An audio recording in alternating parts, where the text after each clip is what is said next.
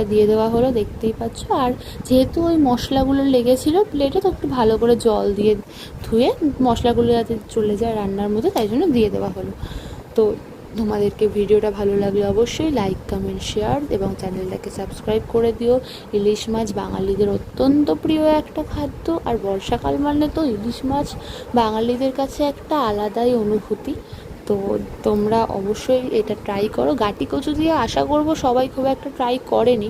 তো কথা বলতে বলতে জল দিয়ে তারপর গাটি কচু দেওয়া হয়ে গেল।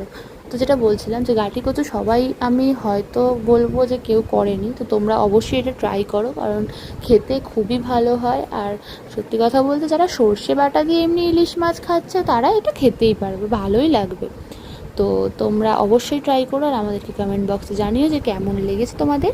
তো আবারও বলছি, দেখতেই পাচ্ছ এখানে ফোটানোও হয়ে গেল অলরেডি, কথা বলতে বলতে রান্নাই হয়ে গেল। তো দেখতেই পাচ্ছ এদিকে মাছটা, তারপর গাটি কচু সব দেখছে ভালো মতো, মাছ মানে গাটি কচুটা সেদ্ধ হয়ে গেছে কিনা আর মাছটা ভালো মতো কুক হয়ে গেছে কিনা দেখে নিচ্ছে, দিয়ে ভালো মতো এবার ওই ঝোলটাকে একটু ফুটিয়ে নিচ্ছে, যাতে একটু থকথকে গাঢ় হবে, তবে ভালো লাগবে। কারণ সর্ষে বাটা একদম ঝোলটা ভালো লাগে না, একটু গাঢ় হতে হয়। তো আর জলটা একটু বেশি আছে বলে আবার ঢাকা দিয়ে দিল। তো তার আবার 2-5 মিনিট পর ঢাকনাটা খুলে দেখছে জলটা অনেকটাই টেনে নিয়েছে। তো এরপরেই আর কিছুক্ষণ হয়ে গেলেই নামিয়ে নিলেই আমাদের রেডি।